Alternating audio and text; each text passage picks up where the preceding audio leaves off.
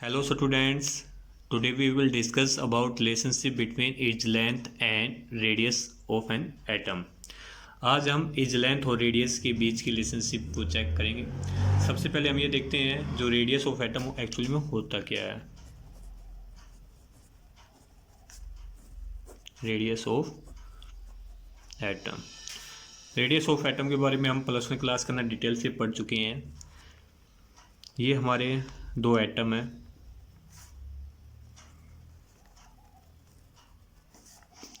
ये इनका न्यूक्लियस हो गया है। सपोज जो इंटरमोलिकुलर डिस्टेंस हो गया, ये हमने जो टोटल जो डिस्टेंस हो गया न्यूक्लियस टू न्यूक्लियस, हमने इसको डी मान लिया है। और न्यूक्लियस से आउटर मोस्ट ये यहाँ तक इसका रेडियस हो गया है, यहाँ से लेकर इसका ये रेडियस हो गया है। तो D/2 इक्वल टू आर।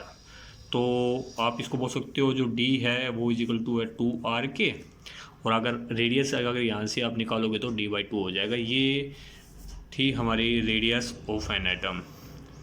अब देखिए एक्चुअली इस पूरे चैप्टर के अंदर जो भी हम कैलकुलेशन वगैरह करेंगे रिलेशनशिप के बीच में, वो हमेशा क्यूबिक यूनिट सेल की होगी।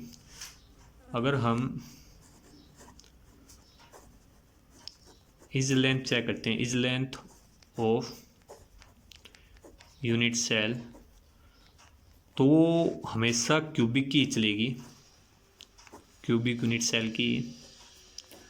और क्यूबिक यूनिट सेल में आपको पता है A is equal to B is equal to C होता है, और angle alpha is equal to beta is equal to gamma 90 degree के होते हैं। अगर हम एक क्यूबिक यूनिट सेल का फॉर्मेशन करें तो हमारी ये हो जाएगी,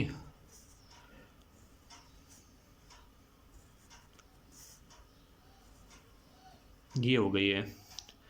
तो यहाँ पर ये सेंटर पॉइंट ले रखे हैं हमने, न्यूक्लियस पॉइंट ले रखे हैं। अगर यहाँ पर पार्टिकल देखा जाए तो इस तरह से यहाँ पर पार्टिकल हैं, यहाँ पर ऐसे पार्टिकल का फॉर्मेशन हुआ है। तो टोटल जो डिस्टेंस है इस सेंटर पॉइंट से इस सेंटर के बीच की पॉइंट, इसको हम एज लेंथ बोलते हैं, इसको हम रिप्रेजेंट करते हैं स्मॉल ए से। अब हम चेक करेंगे relationship between edge length and radius. सबसे पहले हम रिलेशनशिप निकालेंगे सिंपल क्यूबिक यूनिट सेल की। सिंपल क्यूबिक यूनिट सेल के अंदर जो एटम्स का जो अरेंजमेंट होता है ओनली कॉर्नर के ऊपर होता है। अगर हम यहाँ पर फॉर्मेशन करें तो सबसे पहले क्यूबिक यूनिट सेल का फॉर्मेशन करेंगे।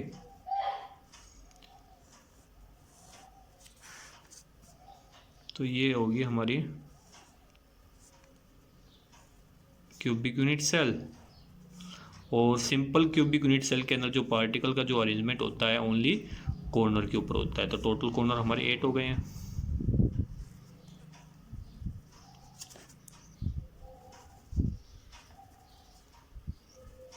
ये हो गया है। अब देखिए यहाँ पर अभी भी बताया था जो अरेंजमेंट एटम का वो इस प्रकार से है, यहाँ पर इस प्रकार से इनका एटम का अरेंजमेंट है। जो टोटल जो यहाँ से देखिए इस सेंटर पॉइंट से यहाँ तक एटम का ये रेडियस आर हो गया है, यहाँ से लेकर यहाँ तक का ये रेडियस आर हो गया है। जो टोटल जो हमारी डिस्टेंस थी वो हमने इस लेंथ हमारी ए थी, तो हमारे पास ए इज इक्वल टू 2r के बराबर आ गया है। अगर यहाँ से रेडियस r निकालोगे तो a/2। तो ये रिलेशनशिप आई हमारी सिंपल क्यूबिक यूनिट सेल में रेडियस और एज लेंथ के बीच में। इनको याद रखना है, न्यूमेरिकल के अंदर काफ़ी यूजफुल है ये। r is equal to a/2 in simple cubic unit cell. अब हम निकालेंगे फेस सेंटर्ड की, उसके बाद हम निकालेंगे बॉडी सेंटर्ड की। तो अब हम निकाल रहे हैं फेस सेंटर्ड यूनिट सेल। आपको पता है जो फेस सेंटर्ड यूनिट सेल होती है उसके अंदर जो पार्टिकल या जो एटम का जो अरेंजमेंट होता है ओनली कॉर्नर के ऊपर होता है, और साथ के साथ उसमें फेस के ऊपर भी होता है। तो सबसे पहले हम क्यूबिक यूनिट सेल का फॉर्मेशन करेंगे।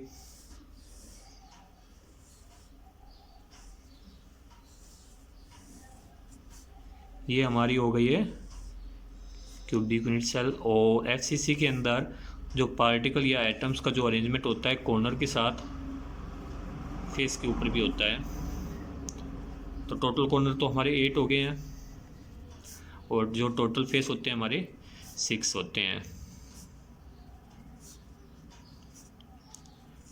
एक ये वाला, इसके अपोजिट ये वाला हो गया, ये वाला नीचे वाला इसके अपोजिट ऊपर वाला हो गया। अब इस साइड वाला और उसके अपोजिट उस साइड वाला हो गया, टोटल हो गए। तो आप किसी भी एक फेस को उठा लो, तो मान लीजिए हमने जो ऊपर वाला है फेस इसको उठा लिया है। अब यहाँ पर मैंने देखिए अरेंजमेंट इस प्रकार से कर दी है, इनको आपस में कनेक्ट कर दिया है और ये नाम हो गया हमारे ए बी सी डी। हमने पैकिंग एफिशिएंसी के अंदर भी एफसीसी के केस के अंदर हमने देखा था जो अरेंजमेंट होती है वो इस प्रकार से होती है इनके बीच की।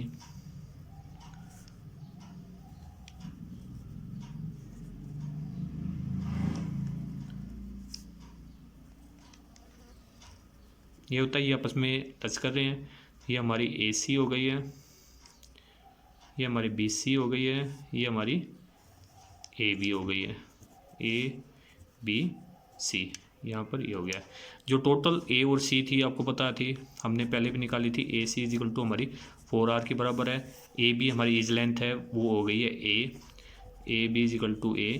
BC भी हमारी एज लेंथ है वो भी हमारी A है। पाइथागोरस प्रमेय लगा देंगे हम यहाँ पर, तो 4R का टोटल का स्क्वायर हो जाएगा हमारे पास A² प्लस A²। तो यहाँ पर आ जाएगा आपका 2A² is equal to 16R²। अगर यहाँ से अगर आप A² निकालोगे तो ये हो जाएगा 8R²। और 8 को मैं लिख सकता हूँ 4 इंटू 2R² हो गया, तो स्क्वायर उस साइड जाएगा रूट हो जाएगा, तो A इज इक्वल टू 4 का √2R हो गया। तो यहाँ पर जो हमारे पास R आ गया है वो आ गया A/2 √2। अगर हम इसको और सिंप्लीफाई करेंगे तो √2 से मल्टीप्लाई एंड डिवाइड कर देते हैं, √2 से मल्टीप्लाई एंड डिवाइड हो गया। तो √2 ये 2 हो जाएगा, 2 इंटू 2 4 हो जाएगा। तो R is equal to √2A/4। आपको इस रिलेशनशिप को ध्यान में रखना है। बॉडी सेंटर्ड के केस के अंदर R होता है R is equal to √2A/4। अब हम निकालेंगे एफसीसी के केस के अंदर होता है R is equal to √2A/4। अब हम निकालेंगे बॉडी सेंटर्ड के केस के अंदर। बॉडी सेंटर्ड के केस के अंदर आपको पता है जो पार्टिकल्स होते हैं उनका अरेंजमेंट कॉर्नर के साथ एक बॉडी के सेंटर के बीच में भी होता है। तो थर्ड केस के अंदर जो बॉडी सेंटर्ड के केस के अंदर हो गया हमारा बॉडी सेंटर्ड यूनिट सेल। जो अरेंजमेंट हो रहा है सबसे पहले हम क्यूबिक यूनिट सेल का फॉर्मेशन करेंगे। क्यूबिक के केस के अंदर ये हमने क्यूब बना लिया है। तो बॉडी सेंटर्ड के केस के अंदर पार्टिकल का अरेंजमेंट कॉर्नर के साथ बॉडी के सेंटर के बीच में भी। तो ये हमारे कॉर्नर हो गए हैं। अब बॉडी सेंटर के केस के अंदर कॉर्नर के साथ साथ बॉडी के सेंटर के बीच में भी। तो ये हो गया हमारा बॉडी सेंटर हो गया।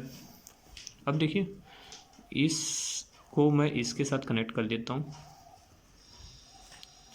तो अगर हम इसको लिखेंगे तो A B C and D। जो AD है वो हमारे पास इस प्रकार से ये आपस में एक दूसरे को टच कर रहे हैं।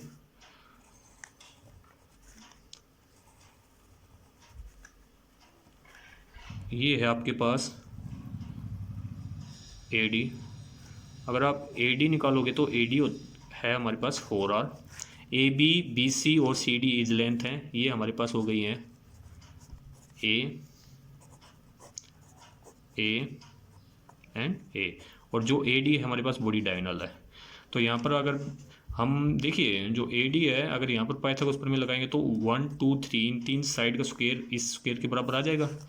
तो ये बन जाएगा हमारा AD² is equal to A square plus A square और ए डी हमारे पास 4r का स्क्वायर आप करोगे तो 16r square is equal to 3a square हो गया और r square is equal to 3/16 A square कुछ साइड लेके जाओगे तो रूट हो जाएगा तो r is equal to √3/4 a हो गया है।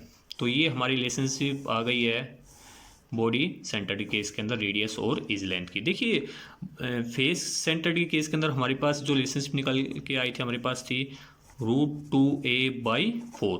तो फेस सेंटर्ड के केस के अंदर हमारे पास 2 साइड का स्क्वायर कर रहे थे हम और बॉडी के केस के अंदर हम 3 साइड का स्क्वायर कर रहे हैं। तो इसको याद करने की जो ट्रिक है वो आप ऐसे कर सकते हो, बॉडी के केस के अंदर 3 साइड का स्क्वायर हो रहा है तो इसलिए √3/4a हो गया है और फेस सेंटर्ड के केस के अंदर 2 साइड का स्क्वायर हो रहा है तो √2 हो जाएगा यहाँ पर और बॉडी केस के अंदर √3। नेक्स्ट टॉपिक के अंदर हम डेंसिटी के बारे में डिटेल से पढ़ेंगे। Till then bye, thank you.